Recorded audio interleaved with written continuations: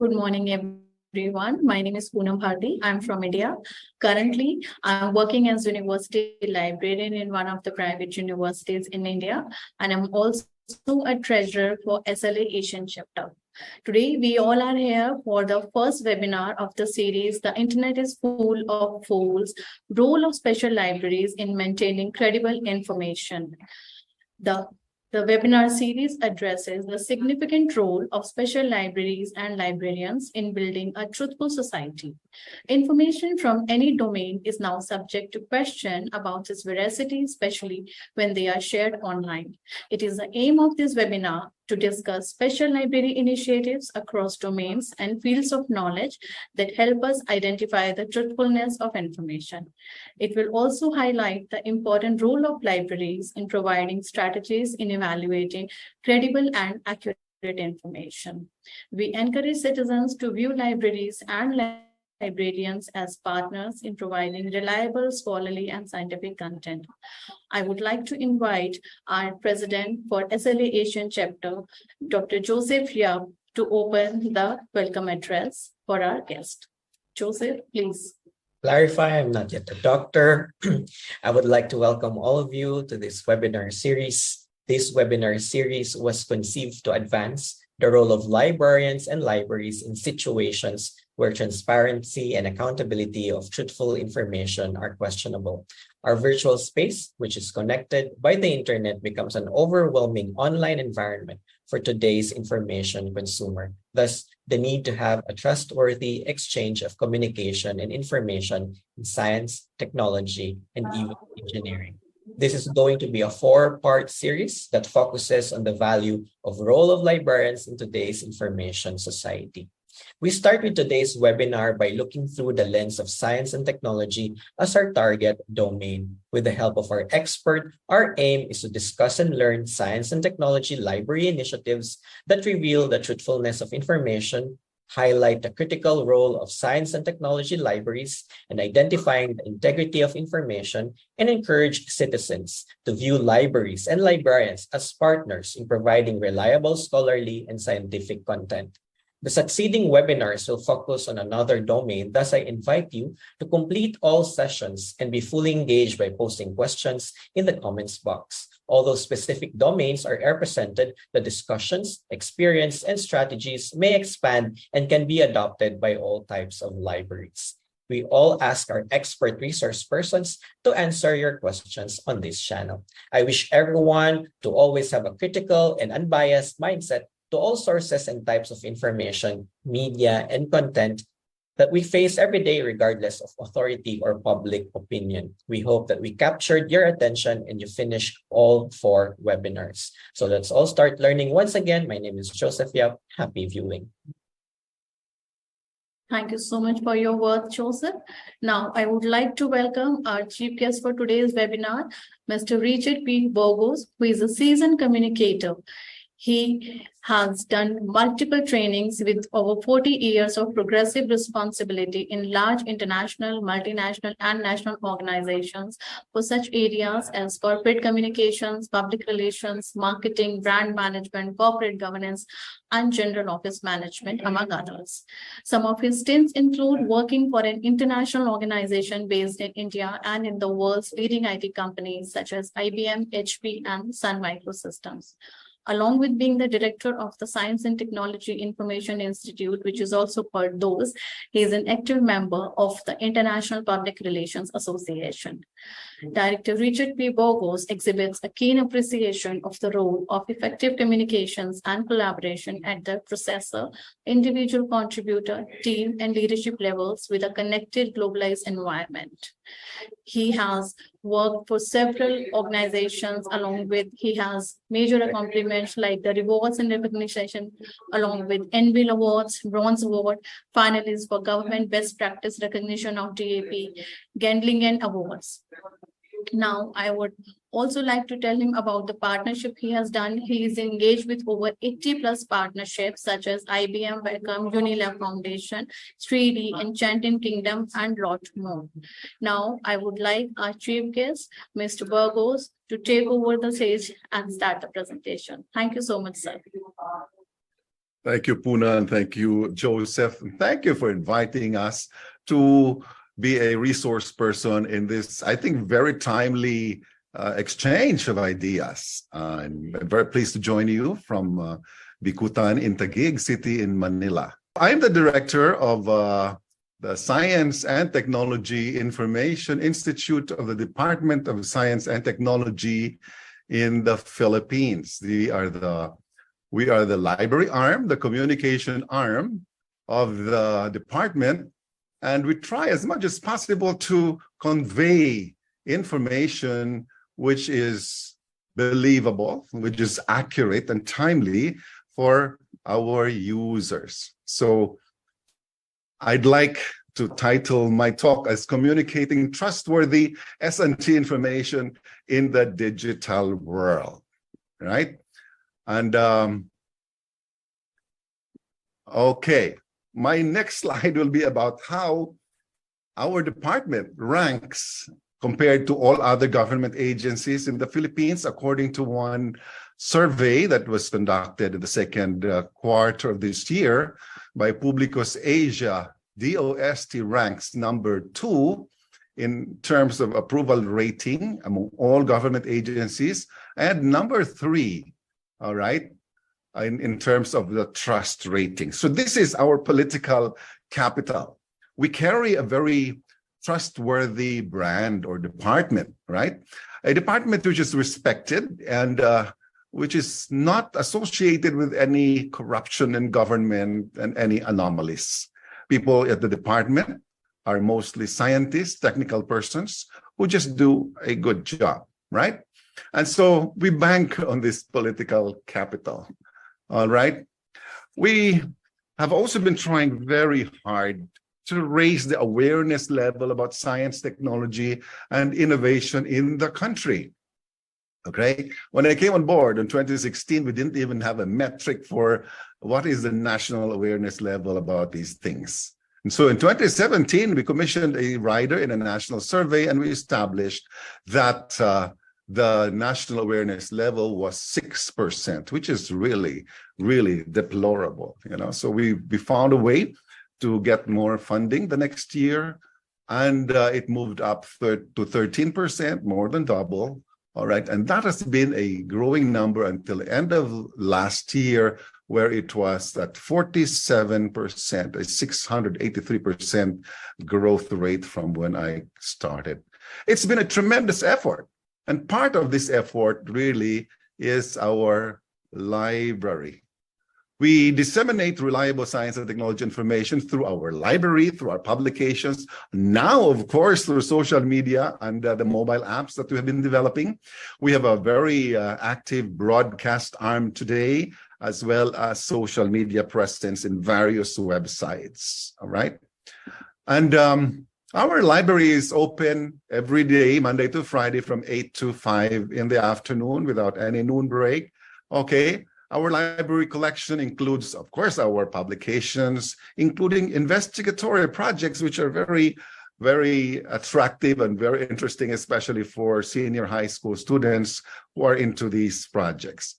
We also collect theses and dissertations of all our DOST-funded scholars, as well as reference materials on science, technology, and innovation. Our services include, of course, library material requests. We conduct library tours and orientations. We do online library literacy programs. Okay, we receive visitors for library benchmarking, as well as library training and webinars. All right. So if we take a look at the last few years, our online library literacy program sessions started with just 8 sessions for 2020. That was a time when we had to recalibrate the way we deliver our content.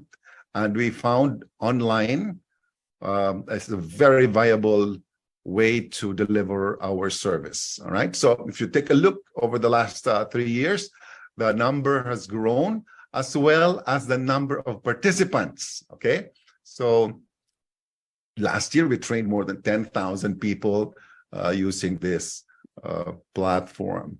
And various other topics, many other topics related to the library, things like risk management, things like even speaking on a digital stage and capturing the limelight in the pandemic. That was a very popular topic, all right? So, and you could see we had 5 trainings only in 2020, and that went up to 17 in 2022, reaching 8,000 participants. So it's a growing number of people that we serve online. Now, we also have a product, it's called Starbooks, okay? This is a collection, a special collection of science and technology materials, which are part of our library, which we started to digitize 12 years ago. And the intent was really to bring our content, which was already available online, to schools without internet connectivity. So it's a standalone, offline version of our library, and it's called Starbooks, right? And really, our mission is to bring this to remote areas without internet connectivity. And today, it's already in 6,748 sites across the Philippines, mostly in very remote areas, some without electricity, right? So our Starbooks project already has more than 25,000 users as of end of last year. And it's interesting because it breaks barriers across regional barriers as well as language barriers, and just brings science and technology information to these organizations. So these students are studying there. Okay. What's inside Starbooks? Well, we have a number of things from livelihood videos to disaster-related information that can help our communities and our people. In times of disaster, we are one of the most disaster-prone countries in the entire world, and we have to be ready for it, right? We have a collection of science and technology biographies, all right?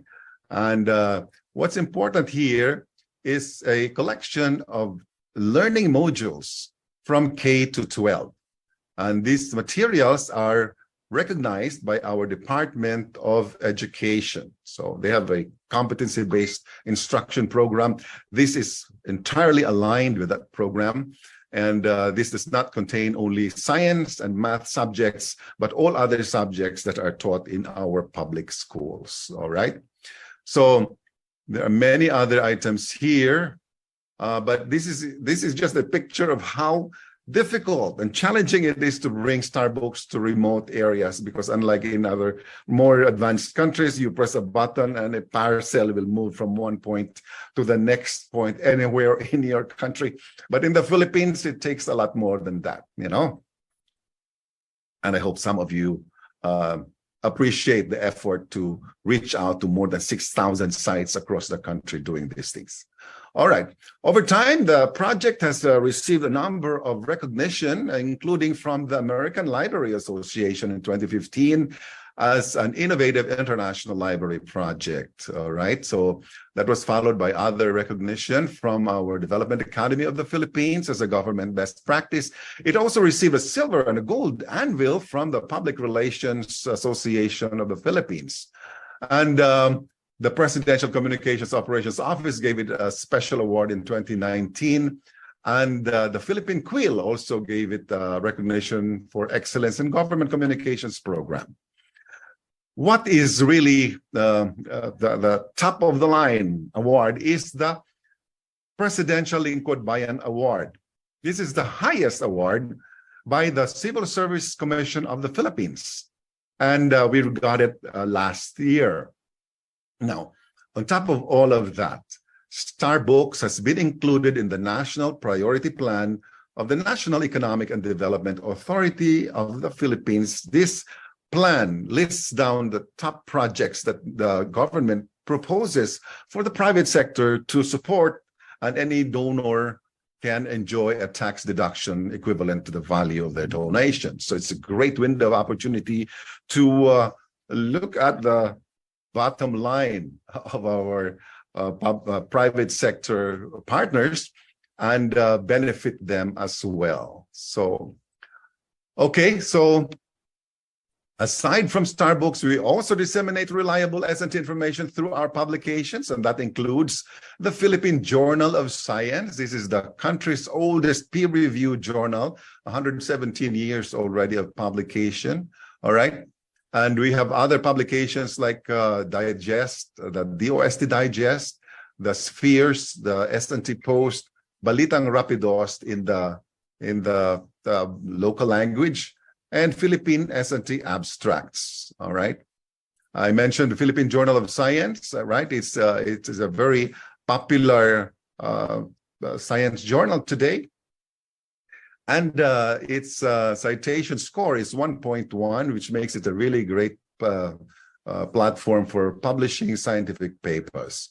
Now, on social media, we are also present there on a number of sites, and we are on Facebook, of course, we are on Twitter, we are on Instagram, all right. And our reach has reached 30 million, okay, and growing. So we also offer mobile apps for our programs, and these were developed particularly during the pandemic. We had more time to develop these things, all right, to support our Starbucks program. We have a Wiz app, we have a geo map for Starbucks, but we also develop for other platforms for Philippine Journal of Science, for example. You can download that on your mobile phone right now, all right?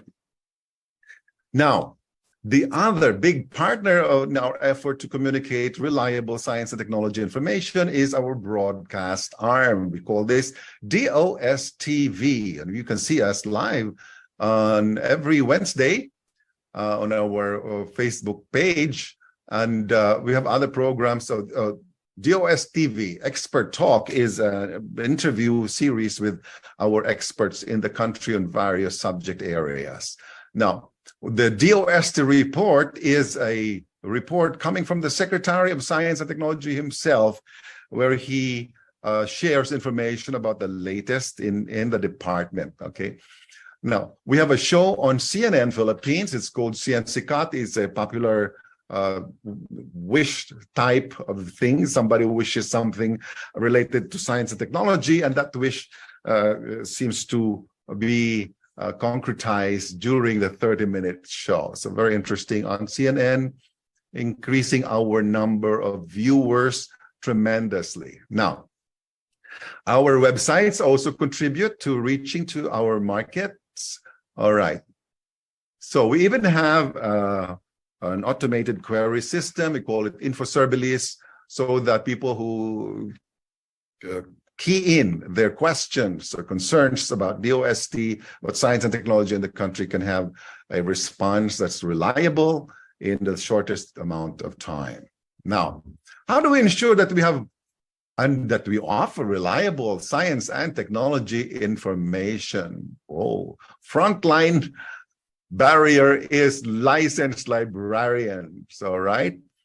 Okay, so we have 5 licensed librarians working for us right now in order to ensure that the information we share with the public is true and reliable. We also have seasoned writers, we have proofreaders, we have partners in media who also watch carefully about the things that we publish out there.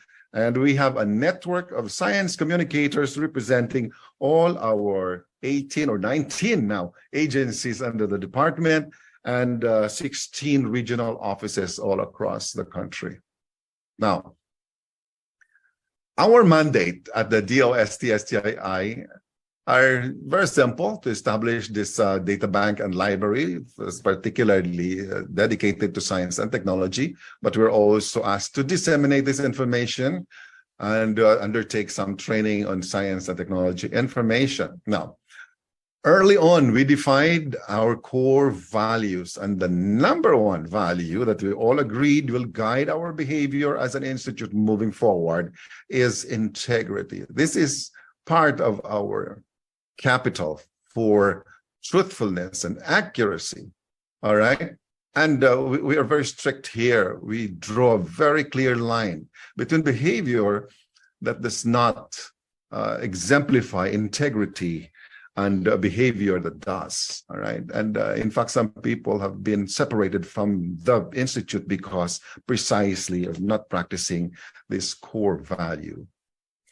All right. So I think with these things in place, we are happy to serve our public and to ensure that we bring reliable and accurate and trustworthy science and technology information in the digital world. Remember, the internet is a neutral platform. It's people who make use of the internet with their various intentions that make content sometimes misleading, sometimes downright evil even, right?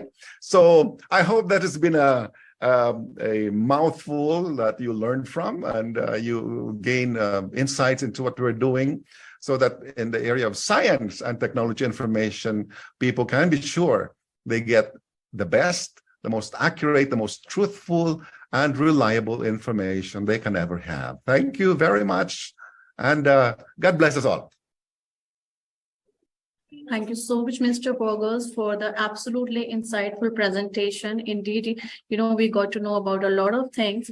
Now, I would like to invite Ms. Maria Teresa Cabance, President ASLP, for the closing remarks. She is the President of Association of Special Libraries of Philippines and Head Librarian at the Department of Labor and Employment, Philippines.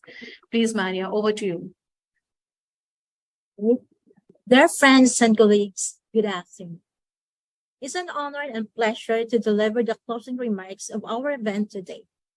Before we all head out, on behalf of the Association of Special Libraries of the Philippines, I'd like to say many thanks and express our deepest appreciation to the Special Library Association ASEAN community, especially to its president, Mr. Joseph Yap, for giving us the opportunity to partake in SLA activity. My deepest gratitude goes to Science and Technology Information Institute, Director Richard Burgos, for accepting our invitation to be our guest speakers in today's webinar, to share their initiatives and best practices in addressing their significant role in providing accurate, credible, truthful information in the field of science and technology. Misinformation is one of the most pressing concerns of our time. Misinformation or fake news has proliferated across social media platforms and communities over the past few years, with major social and political implications. Doubt and uncertainty are increasing as the online environment gets more intricate and challenging to navigate, and people are more likely to value familiar facts than those they can trust. Many library practitioners and associations have suggested that libraries may and should play a key role in educating the public about this emerging issue, how libraries may effectively educate the community against misinformation. All libraries, whether special, academic, public, or school, work to make sure that their clientele will ask for help or assistance get accurate and reliable information. Libraries and librarians are important parts of people education because they teach people how to use information effectively. Libraries have been steadily contributing to the fight against misinformation, against interpreting or devising facts, by offering a framework to analyze the reliability of online sources, scientific or not. Libraries' long-standing information and media literacy programs that have been offering for decades have gradually transformed into online digital information literacy sessions. Information literacy is one of the most feasible and effective methods in combating fake news. And today's webinar with the theme, "The Internet is Full of Holes, Role of Special Libraries in Maintaining Credible Information," is a perfect avenue that library practitioners and organizations work together to educate our community and contributes how to fight against informations. Director Richard Burgos of Science and Technology Information Institute showcases their initiative and best practices, how they can use to make their libraries more effective sites for combating information, how they intend to deliver, identify, and locate timely, critical, and trustworthy information. And to end, we as a librarian and information professionals have a vital role in combating information. We as a librarian, not only as a gatekeeper of the library's information resources, but also act as an educator, knowledge generator, and truth advocate, especially in this digital age. Librarians must be at the forefront in battling these threats to information and media literacy. Thank you, and God bless you all.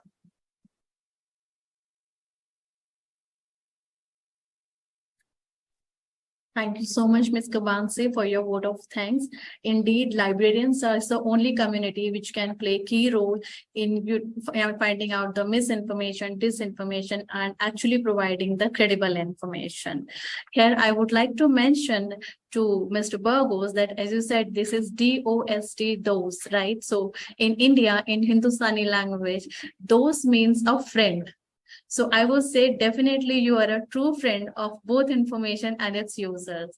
And your presentation was absolutely insightful, on approval ratings, trust ratings, awareness of science and technology data, as generally only the restricted field people are, aware of the data which is available in science and technology. No doubt, on-time information dissemination is the most important thing in the effort. Online literacy programs are a good way to reach maximum users. With this, I would like to thank everyone here and especially our guest for today's webinar, Mr. Burgos, and our vote of thanks from Ms. Cabance. We hope to see you in our next webinar, which is going to be presented with the Association of Japan Library Special Association. Thank you so much, everyone, once again, and have a wonderful day ahead.